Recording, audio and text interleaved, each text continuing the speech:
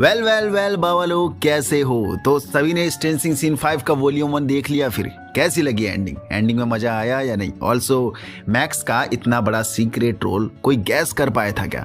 काली AKA 008 हमें ऐसे देखने को मिलेगी, किसी ने सोचा भी था ऐसा? क्या 11 पहले से कमजोर हो चुकी है? Will buyers he fucking sorcerer है, या फिर ये कहना भी ठीक रहेगा कि विल बायर्स ही वेक्ना है? क्या विल बायर्स 11 से भी ज्यादा पावरफुल है? क्या विल बायर्स अकेला वेक्ना की MCBC कर देगा? क्या मैक्स रिटर्न हो पाएगी, या फिर होली को बचाने के लिए खुद को सेक्रीफाइस कर देगी?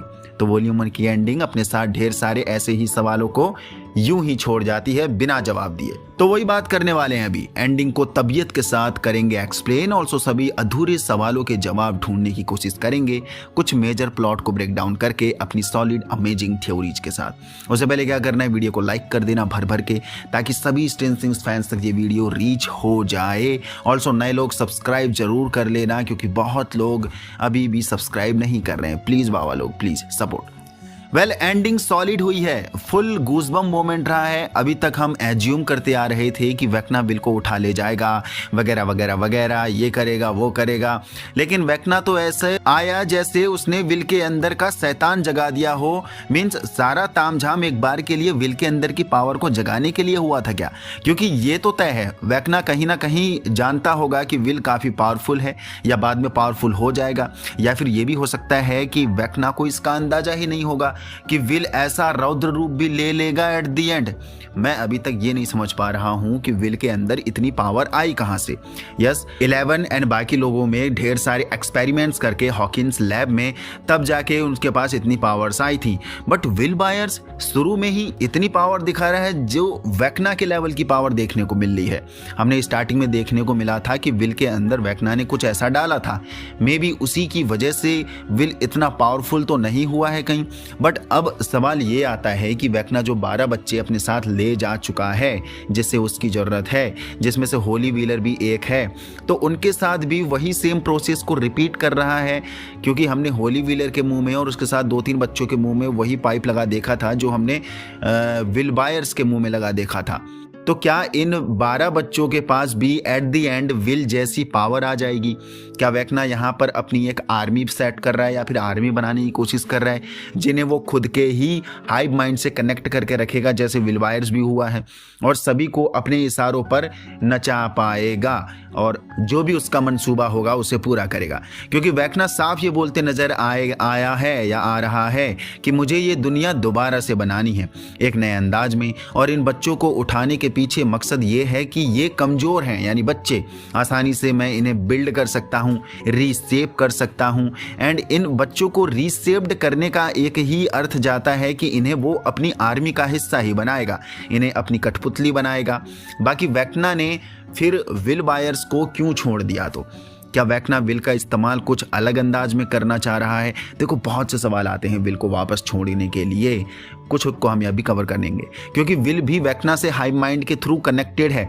देखो बहुत पहले हमने थ्योरी बनाई थी या फिर बनाते आ रहे हैं कि वेक्ना विल का इस्तेमाल कहीं अपने मेन वजीर के रूप में तो ना करे, मीन्स मेन हैंड में भी ऐसा कर सकता है, जरूर कर सकता है, लेकिन ये भी है कि विल अपने दोस्तों का ही साथ दे रहा है, जो हमें देखने को भी मिला वॉल्यूम 1 के एंड में, उन्हें बचा रहा है। तो विल के अंदर अच्छाई भी है। मे बी ये भी एक रीजन हो सकता है वेक्ना को विल को अपने साथ ना ले जाने का, क्योंकि विल बड़ा हो चुका है और उसे रीसेप्ड करना वेक्ना के लिए टफ हो जाएगा, यानी उसे एक कठपुतली बनाना, क्योंकि विल में अब बहुत कुछ खुद के डिसीजंस लेने की ताकत आ चुकी है बच्चों के कंपैरिजन में।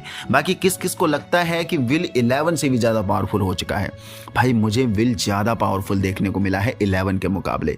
आपका क्या कहना है जरूर बताना नीचे कमेंट बॉक्स पर। बाकी सबसे बड़ी बात ये आती है कि विल वाकई में वेक्ना के खिलाफ लड़ेगा, या अभी भी वेक्ना विल को करप्ट कर सकता है, क्योंकि विल की पावर वेक्ना की तरह ही है। यहां से एक सवाल और खड़ा हो रहा है कि विल ही अगर वेक्ना है तो क्या एट द एंड विल मारा जाने वाला है? क्योंकि एट द एंड वेक्ना तो मारा जाएगा और हाइव माइंड के थ्रू उससे वो कनेक्टेड है, यानी विल तो हो सकता है कि विल पे भी उसका असर पड़ेगा, या हो सकता है वो भी मारा जाएगा।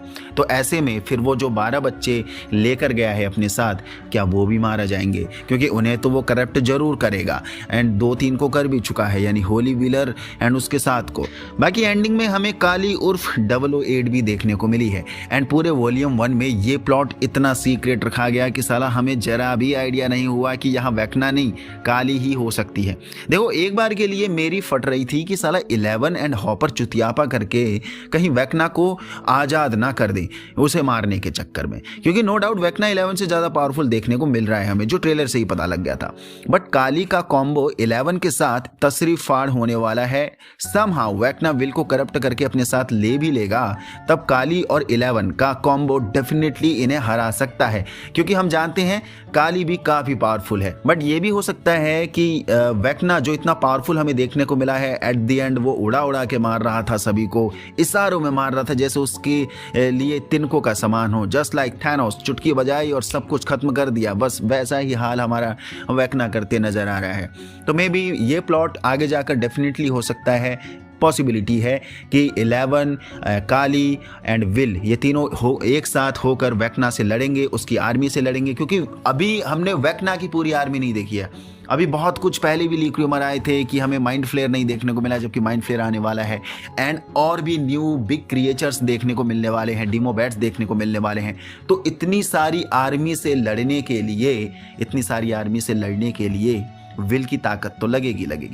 अगर 11 एंड काली वेक्ना से लड़ते हैं तो अपना विल बायर सभी क्रिएचर से लड़ेगा, क्योंकि सभी क्रिएचर से वो हाई माइंड के थ्रू कनेक्टेड है, जो उसने डिमोगॉर्गन्स को लास्ट में बुरी तरीके से तोड़कर मारा है, जैसे हमारा वेक्ना तोड़कर मार रहा था सीजन 4 में, हाथ पैर तोड़कर सब कुछ, वैसे ही वो इसलिए भी कर पाया विल बायर्स क्योंकि वो उनके दिमाग में खुद कनेक्टेड था। तो आसानी से उन्हें उठा के उन्हें तोड़ फोड़ करना, and may be will buyers का यही खून खराबे वाला रौद्र रूप इन फ्यूचर भी हमें देखने को मिलेगा, लाइक वॉल्यूम 2 एंड वॉल्यूम 3 में भी। लेकिन मेरा होस्ट मैक्स मेफील्ड उड़ा कर ले गई है बाबा। ये प्लॉट इतना सीक्रेट था डफर ब्रदर्स की तरफ से, डफर ब्रदर्स के लिए इज्जत हद से ज्यादा बढ़ गई है मेरी नजरों में अब। एंड यस, मैक्स का सॉलिड रोल हमें वॉल्यूम 2 एंड वॉल्यूम 3 में भी देखने को मिलने वाला है। बाकी माइक ने होली को लेडी सेवियर दिया था, वो स्टैचू, पुतला, छोटा खिलौना। जब भी होली को डर लगेगा तब वही सेवियर उसे प्रोटेक्ट करेगी, ऐसा बिलीफ उसके दिमाग में सेट किया था माइक ने, जिसका कनेक्शन मैक्स के साथ सॉलिड जमा है। होली मुसीबत में देखने को मिली एंड मैक्स उसे बचाने आ गई है, उसे रेस्क्यू करने आ गई है, लेकिन मैक्स वापस होली को वेक्ना के पास भेज रही है, जो कि यस, होली एक स्पाई की तरह काम करेगी मैक्स के लिए। And no doubt in future जितने भी बच्चे वेक्ना लेकर जा रहा है, मे बी मैक्स सभी को अपने साथ उस केव में ले आएगी जहां वो रह रही है, एंड यहां लाकर वो वेक्ना का काम में अड़चन जरूर डालेगी या डाल सकती है, क्योंकि हेनरी क्रील इन केव से डरता है, वो इसके अंदर आएगा नहीं। जो हमने देखा भी, वेक्ना की मेमोरी में ये जगह ऐसी है जहां पर हेनरी के साथ कुछ तो बड़ी घटना हुई है, जो उसके लिए एक नाइटमेयर का काम करती है या फिर बैड एक्सपीरियंस का काम करती है। तो ऐसी कौन सी चीज होगी जिससे वेक्ना डरता है इस केव में आने से, या फिर ये केव में आने से वो चीज उसे रोक रही है? ऐसी कौन सी कमजोरी वेक्ना की यहाँ छुपी हुई है? इस पे और थ्योरीज के साथ नेक्स्ट वीडियोज में अच्छे से बात करेंगे। बाकी मैक्स डेफिनेटली सभी को बचाएगी, तो क्या इन फ्यूचर हमें ऐसा मोमेंट भी देखने को मिल सकता है कि इन बच्चों को रिहा करने के चक्कर में, बचाने के चक्कर में मैक्स को अपनी लाइफ का सेक्रीफाइस करना पड़ जाएगा? क्योंकि मैक्स हेनरी क्रील से लड़ेगी जरूर, एक बार के लिए पॉसिबल हो सकता है होली और सभी को बचाने के लिए, यानी बचाने के चक्कर में मैक्स खुद को सेक्रीफाइस कर सकती है। बाकी वेक्ना को 12 बच्चे ही क्यों चाहिए? देखो, इसके पीछे भी कारण है, क्योंकि मैजिकल चीजों में, काले जादू में और प्योरिटी में भी शायद 12 नंबर का बहुत सिग्निफिकेंस रोल होता है। ऑल्सो 12 नेचुरली काफ़ी स्टेबल नंबर भी माना जाता है। टाइम और नेचर में 12 का इंपॉर्टेंस अच्छा है, लाइक 12 महीने होते हैं, 12 घंटे होते हैं दिन में। ऑल्सो वेस्टर्न रिलीजियस की बात करें तो वहाँ जीसस क्राइस्ट के 12 डिसाइपल्स थे, यानी उसके शिष्य, उसके अनुयायी। तो सीधी सी बात है, वेकना को इस दुनिया का बनना है भगवान, जिसके लिए उसे 12 डिसाइपल्स चाहिए जो उसके नीचे काम करेंगे पूरे वर्ल्ड में कॉन्कर करने के लिए, या कॉन्कर करेंगे, ऐसा माइंडसेट वेकना फिलहाल अभी के लिए रख रहा होगा।